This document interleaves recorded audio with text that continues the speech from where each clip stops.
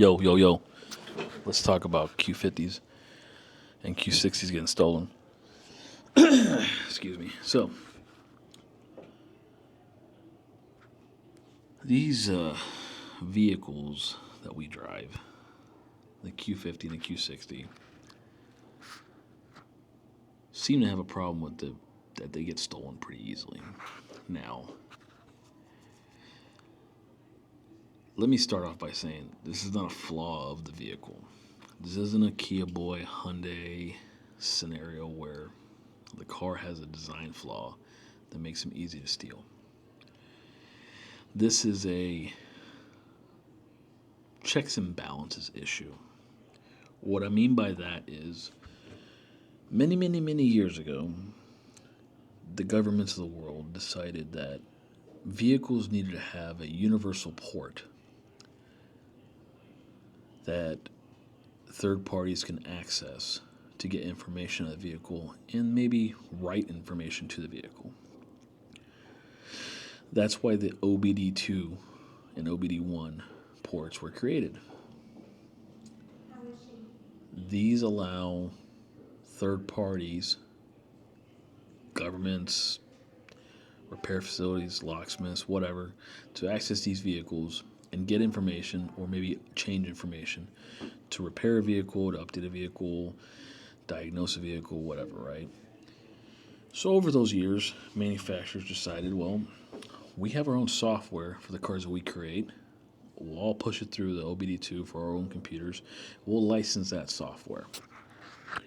A locksmith used to just grind keys in certain patterns, and then that would turn the vehicle on and open the doors.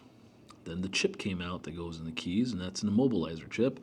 And that was the same thing. You cut a key in a certain pattern that matched the tumbler on the vehicle. That was also the ignition. And then you programmed the chip, and the car would start. And you programmed that chip through the OBD2 in a computer, and you rented the software from the manufacturer, like Nissan or Toyota or GM, to program that key. Then fobs came out. Fobs took it one step further and took away the locking and unlocking from the actual physical key. You could still do it, but they made it wireless. They use a wireless signal. Then the key fob came out where you had a blade key, but the blade key was only open the door and the glove box, and everything was done digitally. So again, all that's ran through the OBD2 port. Now, a locksmith used to have to carry dies for almost every brand when they cut keys. There's like 30 brands sold in the U.S. of cars. They're not going to carry 30 different laptops or computers to be able to write the software for a new key fob. No, third-party companies came out and put everything all on one device. That device can be sold from specialty places like Snap-on or Mac Tools, or you can buy it on Amazon now. And now you don't need to be a technician. You don't need to be a licensed locksmith or anything like that. You can just order it and get it shipped to you the same day. Heck, it's 10 o'clock in the morning right now. I can get on Amazon, spend the $400, and they'll deliver it by 10 o'clock at night through Amazon Next or whatever they call that thing. And I don't have to prove nothing. And then I hop online and I've realized how to program a new key on a Infinity in 30 seconds. I can go out tonight and steal one if I wanted to. That's how simple it is. So no, these cars aren't flawed from factory. It's just that we now allow anybody to buy these devices, and you can get them anywhere. Amazon, AliExpress, eBay, don't matter. And the tools, the software is available online for free. So, what do? Well, yeah, park it in your garage, in your gated community. See, majority of us don't have that. Yeah, we're driving luxury cars. We didn't buy them brand new. Not everybody spent $60,000 on a Red Sport, brand new. Some people bought them at used. It don't matter. At the end of the day, you have a car that can be stolen easily, not because the car is at fault, but because the system is easily available. And here's the deal. Just as easy as they can steal a Q50, they can steal almost any other car. It comes down to the thief has a preference. The preference is they got to choose between a Chevy Malibu, a Kia Soul, and a Q50 all parked next to each other, and it takes the same amount of time. What's more fun?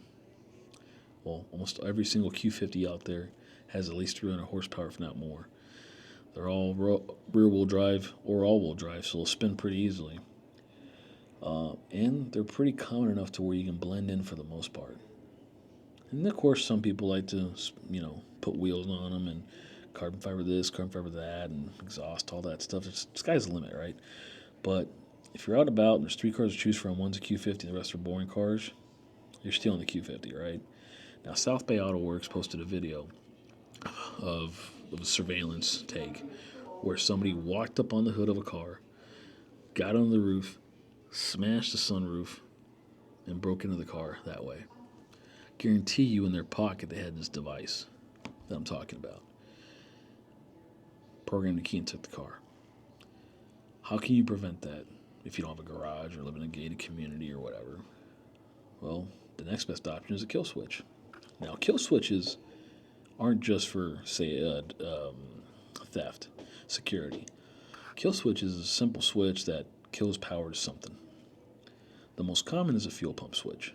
Why do you want to kill power to the fuel pump? Well, like in racing, when you build a specific car for drifting or Baja racing, whatever, you have a fuel pump kill switch, right, that cuts power to the fuel pump. Why do you want to cut power to the fuel pump? Well, in those scenarios, you crash. You don't want fuel to keep going and catch on fire. But on a safety or security level, cutting the power to a fuel pump will render the vehicle useless unless you can find out where that switch is at or how to give power back to the fuel pump. Because without fuel, you can't get anywhere, right?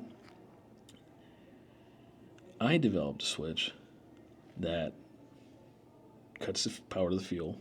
That's nothing new. My method was, though, that I wanted to make it plug and play. Simple to install, and the only thing you have to worry about is where to hide a simple switch like this. Now, this is not what comes in the kit. What comes in the kit is actually a lot more discreet, a lot easier to hide, and a little better looking. But this is kind of cool because it makes you feel like James Bond. It's like, ejectocito, cuz, like, on, off. But anyways, it's a simple 2-point on and off switch, meaning power goes when it's on, because there's a connection, and power doesn't when it's on, off. I made it plug and play so that all you had to do was hide this. You're going to hide this in the most organic place you can think of where you can hit it and nobody knows you hit it.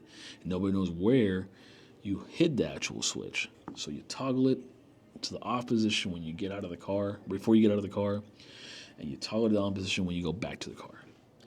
Now, there are some drawbacks to my switch. I'll be the first to tell you.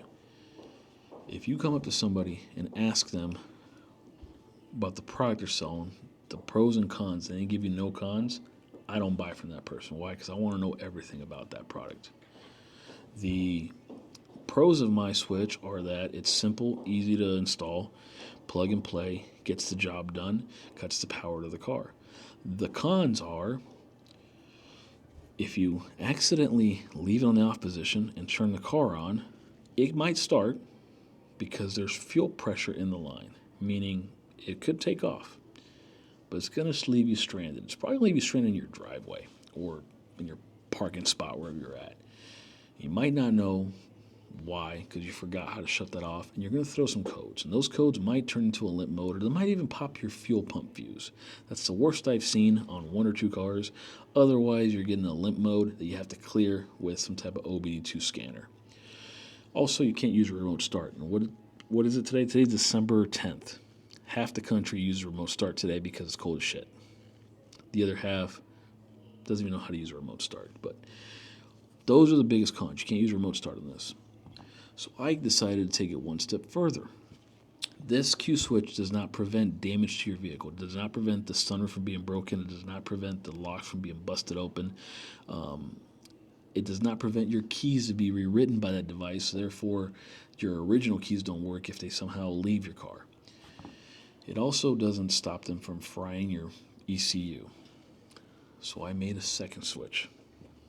Now, when you line them both up, you have 3 phases. Let me explain.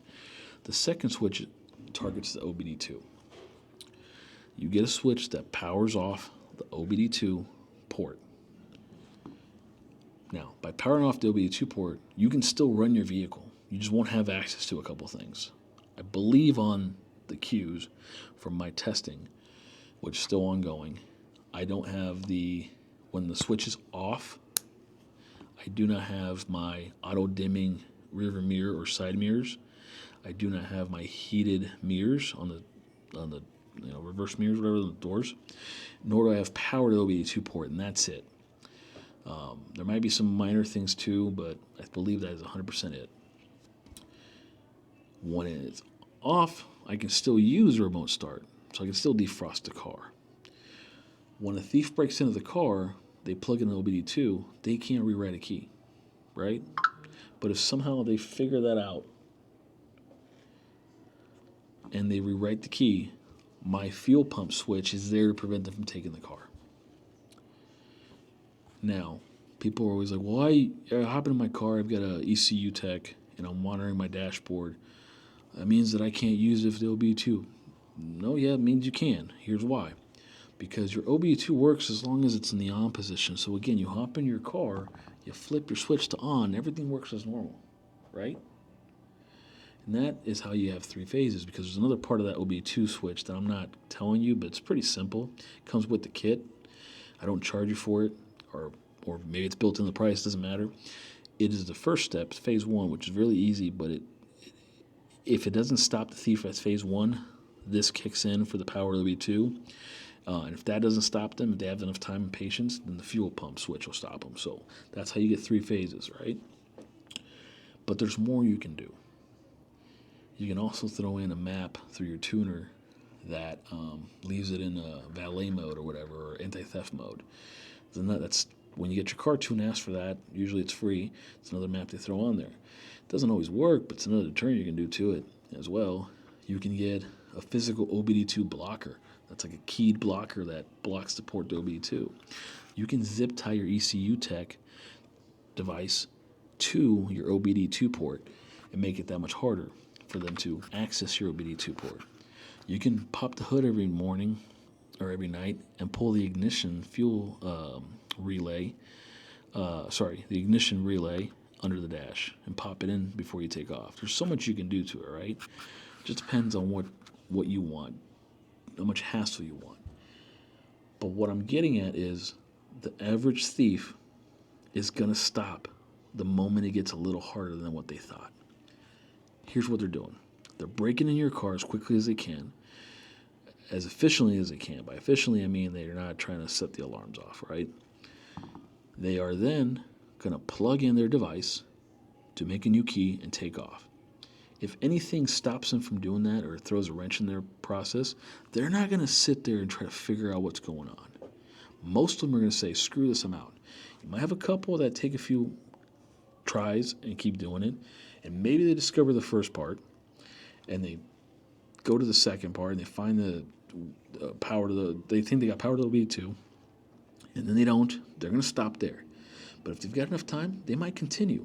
And maybe they do rewrite your keys and they get past phase 1 and 2. Then the fuel pump kicks in, right? Or doesn't kick in because it's off. They're going to give up. Now, if they've got all the time in the world because they're in a parking lot that's abandoned and your car's the only one there and it's the middle of the night and during a blizzard, nobody's around, and they tear apart your whole car and find the other switch, or you didn't know where to hide your switch because you were lazy and didn't take the time, they'll get your car. Nothing can stop them from getting your car. All you're doing is slowing them down. And most criminals ain't trying to get caught, so as soon as they get slowed down, they're out. See what I'm saying? That's what I came up with. I also made it so it's plug and play and modular. See this switch here? This is one of the first ones. This is another option because I have 2 kits, right? There's a dual switch right here. Simple. But these are hard to find, or hard to hide, right? You can get a wireless version of this and wire in your own wireless one for $25 on Amazon. And then you have a toggle key fob. Something like this. Click it, right? It's user friendly modular design. My kit includes enough wire leads so you can run it from the front of the car to the trunk of the car, anywhere in between. Okay, and I sell more leads too if you want more wires. Some of you have gotten creative. I got a dude that figured out a way to tear apart his sunroof, or not sunroof, the light switch module where the SOS is, disabled the SOS, and soldered in an on and off switch to the SOS, so he clicks it and it turns it off, clicks it, turns it back on.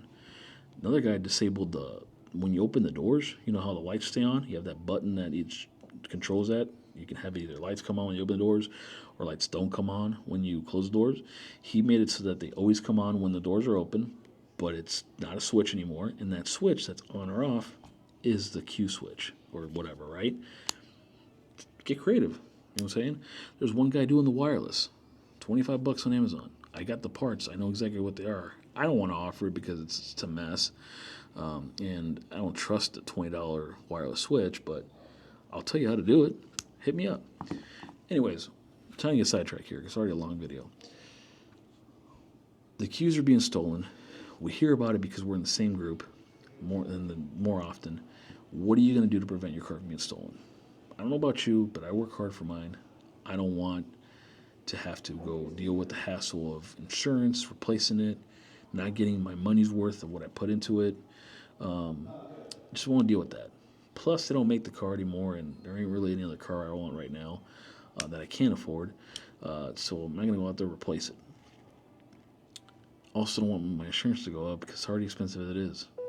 It just is what it is, right? So I make kill switches for Q50s and Q60s. As of right now, 2.0s, 3.0s, 3.7s. I was offering the Q fuel switch for the 3.5 hybrid, but I do not think the hybrid, every year the hybrid works. So right now, hit me up before you buy one. As for the OBD2 switch, works on all the Qs, regardless of the motor. So hit me up if you want to buy. I'll give you more details. I'll give you some ideas of where to put the switch. There's a private Telegram group where you can talk about this stuff when you buy the kit. You get install videos, and you get my support when you buy the kit. I restock all the time. I'm making these switches all the time. I make them at home. I buy all the parts from the vendors that we use, other than a couple things that I source from some other places. But the kit is just a deterrent at best, okay? 95% of the thieves are going to stop as soon as something gets in their way. And hopefully it means less damage to your vehicle, and hopefully it means you still have your vehicle at the end. It hopefully means they don't try it again.